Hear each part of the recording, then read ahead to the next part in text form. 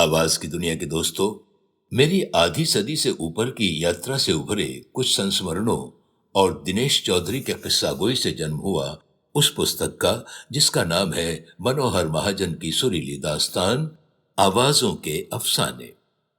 मेरे बेटे विनीत ने जब इसे एक सुनी जाने वाली किताब के रूप में परिवर्तित करने का सुझाव दिया, तो मैं बेमन से मान तो गया, पर श्योर नहीं था कि इसे पढ़ी जाने वाली पुस्तक की तरह पसंद किया जाएगा या नहीं।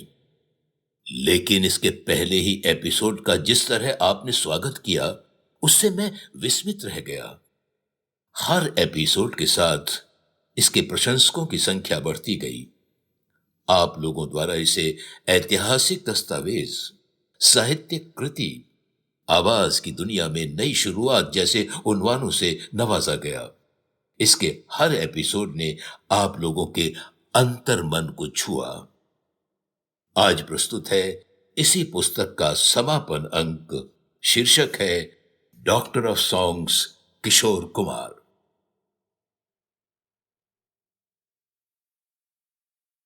दीगर बातों के अलावा किशोरदा की एक खासियत यह भी थी कि वे अपने प्रोग्राम में रिवायती लिबास पहनने के बजाय जैसा देश वैसा भेष या मौका है दस्तूर भी के उसूलों पर यकीन करते थे। कोलकाता में उनका एक शो हुआ तो उस समय ओलंपिक खेल चल रहे थे और हिंदुस्तानियों की दिलचस्पी सिर्फ हॉकी में हुआ करती थी। किशोरदा ने हॉकी खिलाड़ियों वाली ड्रेस और जूते पहने और बाकायदा हॉकी स्टिक लेकर ड्रिबलिंग करते हुए मंच में दाखिल हुए। मुंबई में एक प्रोग्राम मेडिकल कॉलेज में था। किशोरदा को डॉक्टरों के बीच जाना था। उन्होंने डॉक्टरों वाले सफेद कपड़े पहने, सिर पर एक टोपी थी जिसमें उस जमाने में लाइट लगी होती थी, एप्रन भी लगाया। हाथों में एक 1.5 फीट का नकली इंजेक्शन था। पीछे पीठ में लिखा हुआ था doctor of songs, Kishore Kumar. इन डॉक्टर साहब का पूरा किस्सा मैं जरा आगे चलकर सुनाऊंगा।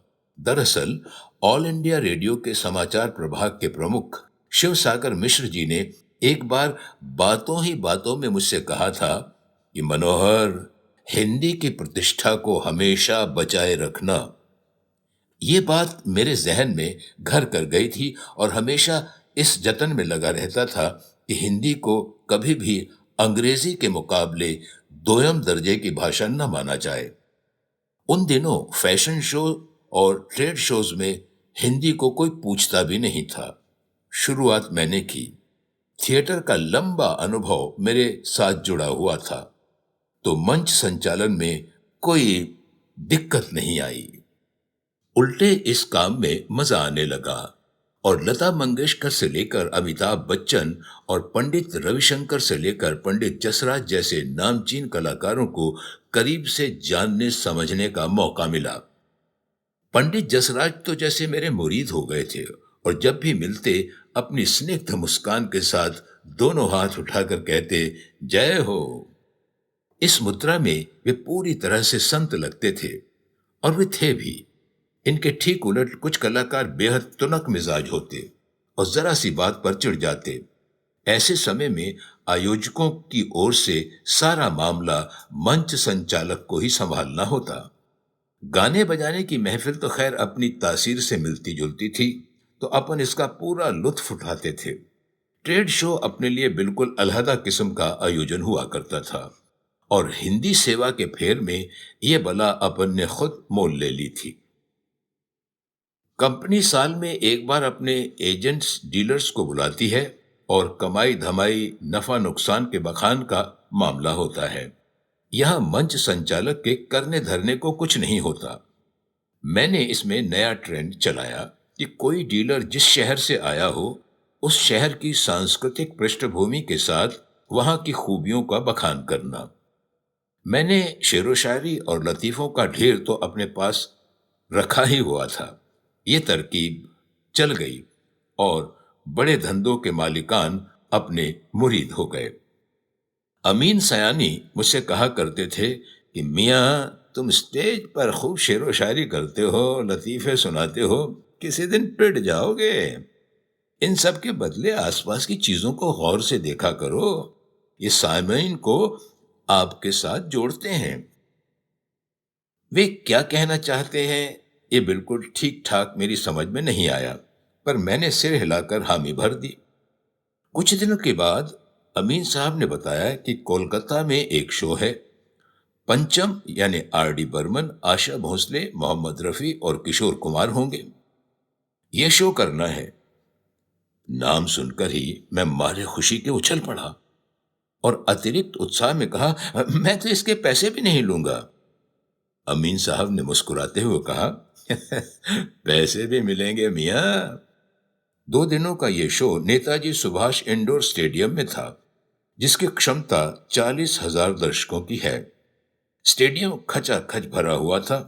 गोलाकार मंच बिल्कुल बीच में था और इसके नीचे ग्रीन रूम बना हुआ था। मुख्य मंच से अलग हुआ एक सहायक मंच साजिंदों के लिए बनाया गया था। तय हुआ कि आर डी बर्मन और आशा भोसले को अमीन साहब प्रस्तुत करेंगे और रफी साहब और किशोर दा मेरे हिस्से में होंगे। मैं खुश था। अमीन साहब के साथ मंच पर पहुंचा। अमीन साहब ने दोहराया, ऑब्जर्व करो। क्या खाक ऑब्जर्व करता। चारों ओर सिर्फ लोगों के सिर ही सिर दिखाई पड़ रहे थे। बस एक बात मजेदार थी, स्टेडियम में सिगरेट न पीने की चेतावनी और विज्ञापन एक साथ थे। मैंने अमीन साहब को बताया। उनके होठों पर मुस्कान आ गई। वे गए साल भी इसी तरह का शो कर चुके थे। उन्होंने अपनी लहकदार आवाज में बोलना शुरू किया, बहनों और भाइयों, फिर वही शाम, फिर वही जगह, वही आप और वही हम। नया सिर्फ इतना कि आपके पैरों के तले लिखा है नो स्मोकिंग और सिर पर स्मोक ब्रिस्टल सवार है। अमीन साहब की इस बात पर पूरा स्टेडियम तालियों से गूंज उठा। पंचम और आशा जी मंच पर आए, गाने हुए। अब मेरी बारी थी। मुझे रफी साहब को पेश करना था। तभी नीचे से खबर आई कि रफी साहब के लिए जो कुछ भी कहना हो वो शाहिद बिजनौरी कहेंगे। रफी साहब को वही प्रस्तुत करते रहते थे। उनके पास नफीस उर्दू जबान थी और वे मशहूर शायर थे। इस खबर से मेरा मुंह लटक गया। शाहिद बिजनौरी साहब के मुंह में हमेशा पान ठुसा होता था। बोलते तो फुहारें छूटती थीं। बहरहाल उन्होंने माहताबे मौसीकी, आफताबे मौसीकी, शहनशाह नगमा किस्म के भारी भारी भारी भरकम शब्दों से रफी साहब की शान में अपनी बात कही। यहां तक तो सब ठीक था। जब वे नीचे की ओर रवाना होने वाले थे कि कहीं श्रोताओं के बीच कोई हलचल हुई। शाहिद साहब अपनी रौ में बोल गए कि अगर आप सामईन शांत होकर तशरीफ नहीं रखेंगे तो रफी साहब स्टेज पर नहीं आएंगे। बाप रे! शाहिद साहब का यह कहना गजब ढा गया। ये सीमित और चुनिंदा श्रोताओं वाली महफिल न थी। ये 40,000 लोगों की बेसब्र भीड़ थी, जिसमें तमाम किस्म के लोग होते हैं। अचानक एक शोर सा उभरा और मंच में चारों तरफ से सिक्कों की बारिश होने लगी। जाहिर सी बात थी कि ये सिक्के हमें बतौर इनाम नहीं बल्कि जख्म पहुंचाने की नीयत से फेंके जा रहे थे। तब सुरक्षा को लेकर आज की तरह के तामझाम नहीं होते थे। एक भारी सिक्का मेरे कान से टकराया और वहां से खून बहने लगा। मैं और अमीन साहब प्लास्टिक की कुर्सियों में बैठे थे। जी हां, प्लास्टिक की कुर्सियों में बैठे थे। हमने इस क्रम को उलट लिया और प्लास्टिक की कुर्सियों को अपने ऊपर बिठा लिया। हम दुबक कर नीचे बैठे रहे। अमीन साहब इसी मुद्रा में मुझसे कहने लगे, टेक ओवर, टेक ओवर। मुझे समझ में नहीं आया कि ऐसे हालात में क्या खाक टेक ओवर करना है, पर जो भी करना हो मुझे ही करना था। उधर तमाशाइयों की जेब में पड़े सिक्के खत्म होने लगे तो उनकी बौछार कुछ धीमी हुई। मैंने अपनी बाईं बांह से आंख को ढक लिया और दाहिने हाथ में माइक थामा। अपनी हालत बिल्कुल शुतुरमुर्ग जैसी थी। मैंने बोलना शुरू किया, हाजरीन, ये हमारी खुशकिस्मती है कि हम आपके शहर कलकत्ता में हैं। हिंदुस्तान की सरजमी भी अजीब है। इत्तेफाकन मैंने पिछले दिनों में जितने शहरों में प्रोग्राम किए, सब का से शुरू होते हैं। पर शहर कलकत्ता ने हमारी खताओं को माफ करते हुए हमें लक्ष्मी से नवाज दिया। काश कि मेरे पास 80,000 हाथ होते, तो जानते हैं उन 80,000 हाथों से मैं क्या करता? ठीक और बे साला! मुझे भीड़ में से एक आवाज सुनाई पड़ी। मैंने इस आवाज को अनसुना किया। इस बीच धीरे से मैं अपनी एक आंख खोल चुका था। सिक्के भी खत्म हो गए होंगे या उनका गुस्सा। सिक्कों की बौछार खत्म हो चुकी थी।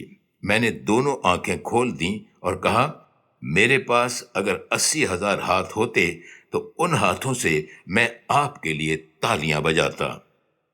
बात का असर हुआ। लोगों ने तालियां बजाना शुरू कर दिया। पीछे से कूदकर अमीन साहब आए। कहा, बहनों और भाइयों, ये नौजवान वही मनोहर महाजन है जिसका जिक्र मैं आपसे कर रहा था। लोग इस तरह से शांत हो गए जैसे कुछ हुआ ही ना हो। रफी साहब आए और गाना शुरू हुआ।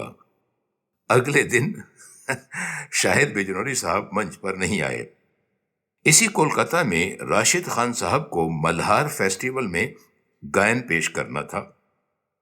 बारिश की वजह से उन्हें आने में कुछ देर हुई। फनकार अपना हारमोनियम वादन सुनाते रहे। फिर वे आए तो अपनी गरजदार आवाज में मेघ मल्हार शुरू किया। वे मस्त मग्न होकर गा रहे थे कि श्रोताओं के बीच से कोई फुसफुसाहट हुई। शाहिद खान अपने गाने के बीच किसी भी किस्म की खलल बर्दाश्त नहीं करते थे। उनकी एकाग्रता भंग हुई और वे उसी वक्त गाना बंद करके उठ गए। आयोजक लपक कर मेरे पास पहुंचे और कुछ करने को कहा। बाहर तेज बारिश हो रही थी। मैं राशिद साहब के पास पहुंचा और कहा, हुजूर, जब आप नहीं आ पाए थे तो हम लोग ये दुआ कर रहे थे कि ए अब्र इतना न बरस कि वो आ न सके, और अब जबकि आप आ गए हैं तो हमारी इल्तजा थी कि ए अब्र तू इतना बरस कि वो जा न सके। इत्तेफाक देखिए कि हमारी दुआओं ने रंग लाया है और बाहर तेज बारिश हो रही है। मौसम का मिजाज भी ऐसा ही है कि आपका यूं रूठ कर चले जाना ठीक नहीं है। राशिद साहब मुस्कुरा उठे। कहा, माशा अल्लाह, आप तो बड़े ज़हीन इंसान लगते हैं। मैंने कहा, आइए गाना बजाना कर ही लें। उनका मिजाज ठीक हो गया। वे वापस मंच पर पहुंच गए। गुजरात के वेरावल वाले शो में अलबत्ता बारिश की कोई गुंजाइश नहीं थी, क्योंकि वहां ड्राई इलाका था। मेरे साथ इस बार एक मशहूर गजल गायक थे। यूं जगजीत सिंह से अपनी अच्छी दोस्ती थी, पर वे अपने प्रोग्राम में किसी मंच संचालक का दखल पसंद नहीं करते थे। जो कुछ भी कहना सुनना हो वो खुद ही कर लेते थे। यहाँ जो गायक थे उन्होंने मुझसे कहा कि मुझे इस कार्यक्रम में शुरू में और अंत में बोलना है और बीच में कोई जरूरत नहीं होगी। आयोजकों ने कहा कि आप यहीं रहें, हमें बीच बीच में आपकी जरूरत पड़ सकती है। इस बात को लेकर गायक कलाकार से कुछ विवाद भी हुआ। मैंने शो शुरू किया और मंच के बगल में पड़ी कुर्सी पर इत्मीनान से बैठ गया। जाड़ों के दिन थे और उस दिन ठंड बहुत ज्यादा ही थी। थोड़ी देर बाद कोई वॉलंटियर केतली और मग लिए हुए मंच पर दाखिल हुआ। गायक के लिए ब्लैक टी उड़ेलना शुरू किया। मैंने उसे अपनी ओर आने का इशारा किया। वो आ तो गया, पर उसने चाय देने से इनकार कर दिया। इतने बड़े एंकर की ऐसी बेइज्जती! मैंने आयोजक सुधाकर जी से शिकायत की। उन्होंने मेरे कान में कहा, दूसरी वाली चाय है, ये ड्राई एरिया है। चाय की वजह से जनाब सिंगर का गला खुल गया और उन्हें सुरों की ऐसी लगन लगी कि वे मगन होकर गाने लगे। वापस डॉक्टर साहब के किस्से की ओर आते हैं। मुंबई में एक ग्रांट मेडिकल कॉलेज है जिसकी डीन लेखा पाठक थी। लेखा जबलपुर के साइंस कॉलेज में एक साल मेरे साथ पढ़ी थी। उनके भाई करुणाकर पाठक मेरे शो के दौरान अक्सर मिलते रहते थे। करुणाकर पाठक ने महाभारत में शिशुपाल की भूमिका की थी।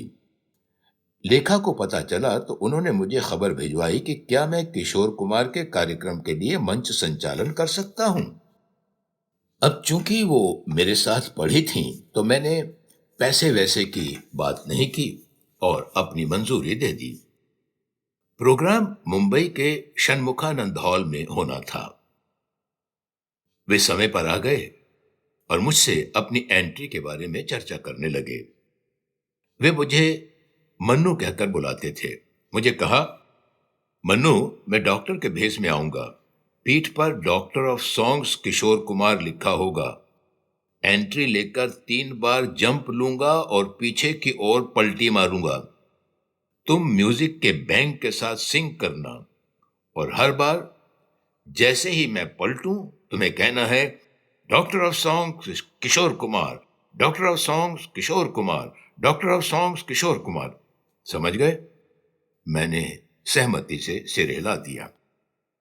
उधर एक घटना यह हुई कि उस जमाने के संगीतकार अविनाश व्यास के निधन की खबर आई। उन्होंने बहुत सी पुरानी हिंदी फिल्मों में संगीत दिया था। किशोरदा ने मुझसे कहा, मन्नू, तुम प्रोग्राम शुरू होने से पहले 2 मिनट के लिए सबको खड़े करके मौन धारण करवाना। अब मेरी चौंकने की बारी थी। मैंने कहा, दादा, आपने जो एंट्री बताई है वो कॉमिक है। फिर आप हरफन मौला कलाकार हैं। प्रोग्राम में सिर्फ गम के गाने ही नहीं हैं, आप हर रंग में गाएंगे। 2 मिनट का मौन श्रोताओं को एक अलग मूड में ले जाएगा और मामला कुछ और ही हो जाएगा। ऐसा करते हैं दादा कि अपन 30 सेकंड का मौन करवा लेते हैं। किशोरदा अड़ गए। कहा कि मौन तो 2 मिनट का ही होगा। लगे हाथ मुझे चेतावनी भी दे दी कि मन्नो, अगर तुमने 1 सेकंड भी कम किया तो मैं स्टेज छोड़कर भाग जाऊंगा। खैर, स्टेज छोड़कर तो वो भागे ही, पर दूसरी बात पर। श्रद्धांजलि के बाद बने माहौल से उभरने के लिए मैंने तुरंत कार्यक्रम शुरू नहीं किया। साजिंदों से कहा कि वे कुछ धुनें बजाते रहें। जब 5-6 मिनट का अंतराल आ गया, तब मैंने किशोरदा को मंच पर आने की गुजारिश की। डॉक्टर साहब की एंट्री पर लोगों ने खूब मजे लिए। किशोरदा मस्त होकर गा रहे थे। मैं बीच बीच में पीछे मेकअप रूम में जाकर बैठ जाता था। एक आध बार अंतराल लेकर किशोरदा भी आए और उंगलियों से रुपयों का संकेत करते हुए गुनगुनाने लगे। मन्नू तेरा हुआ, अब मेरा क्या होगा, मन्नू तेरा हुआ, अब मेरा क्या होगा। उनके कहने का आशय ये था कि तुम्हें तो प्रोग्राम के पैसे मिल गए होंगे, मेरा क्या होगा। अब मेरा माथा ठनका। किशोरदा का यह नियम था कि वो प्रोग्राम से पहले आधे पैसे एडवांस में लेते थे। बचे हुए आधे पैसे उन्हें इंटरवल से पहले मिल जाने चाहिए। पैसे नहीं मिले तो वो प्रोग्राम छोड़ के चले जाते। मैं भागकर स्टेज के छोर में बने हॉल की ओर गया ताकि लेखा जी या आयोजकों में से किसी एक से मिलकर किशोरदा की फीस की बात कर लूं या व्यवस्था कर दूं। लेकिन हॉल का दरवाजा बंद था। कारण यह था कि कार्यक्रम के मुख्य अतिथि उस समय के सुपरस्टार राजेश खन्ना थे और वे देर से आए थे। सारे आयोजक उन्हीं के पीछे लगे थे। अंदर शायद फोटो सेशन हो रहा था या जाम से जाम टकराए जा रहे हों। जो भी हो, मेरे बार बार दस्तकों के बाद भी दरवाजा खुल नहीं सका था। किशोरदा बीच में एक आध चक्कर और कर गए और मुझे वही गाना सुना गए, मन्नू तेरा हुआ, अब मेरा क्या होगा। मैंने उन्हें बताया कि दादा, मेरा भी कुछ नहीं हुआ। इसके बाद जब किशोरदा मंच पर गए तो उन्होंने मेडली गानी शुरू कर दी। मेडली यानी बहुत से गानों के केवल मुखड़े। ये कार्यक्रम के आखिर में गाई जाती है। मैंने फिर से दरवाजा पीटा, पर वो नहीं खुला। किशोरदा पीछे पोर्च में खड़ी अपनी गाड़ी में सवार हुए और निकल लिए। अब उस जमाने में मोबाइल तो होते नहीं थे कि मैं उनसे कुछ कह पाता। अब जो मैं बयां करने जा रहा हूं वो हासिल गजल शेर की तरह महत्वपूर्ण है। शो में अभिनेता भगवान दादा भी आए हुए थे। और पीछे मेकअप रूम में एक टेबल पर बैठ गए थे। उन दिनों उनके पांव ने काम करना बंद कर दिया था। भगवान दादा को कोई 4 आदमी उठाकर लाए थे और वे सभी कमरे से बाहर खड़े होकर किशोरदा को सुन रहे थे। मैं जब भी मेकअप रूम में आता, दादा से कुछ बातचीत हो जाती। कह रहे थे कि पैरों की तकलीफ बढ़ती ही जा रही है। मैंने बीच में मंच से कोई घोषणा की और किशोरदा ने एक फड़कने वाला गीत शुरू किया, जिसमें रिदम बहुत खास किस्म का था। मैं जब पीछे की ओर गया तो एक अजूबा सा देखा। भगवान दादा के पैर थिरकने लगे थे। फिर उनके चेहरे पर दर्द का भाव उभरा और उनके पैर जमीन पर टिक गए। वे नाचने लगे थे। ये इंतहाई हैरत अंगेज मंजर था। गाने के रिदम के साथ वे थिरक रहे थे और जैसे ही गाना खत्म हुआ, उनके पैर जम गए। वे हवा में लहराए तो उनके भारी भरकम शरीर को किसी तरह थाम कर मेज पर लिटा दिया गया। मैं देर तक खड़ा सोचता रहा कि अभी अभी जो कुछ भी देखा, वो क्या कोई सपना था या हकीकत। वो शायद एक चमत्कार था जो doctor of songs Kishore Kumar करके चले गए थे। इस समापन अंक के फौरन बाद मैं आरंभ करने जा रहा हूं सुनी जाने वाली एक और सीरीज, गानों के अनजाने अफसाने, जिसमें आप ऐसे गानों के बारे में जानेंगे जिनका जन्म किसी खास वजह या घटना के कारण हुआ है। तो इंतजार कीजिएगा, जल्द ही शुरू होगी ये सीरीज।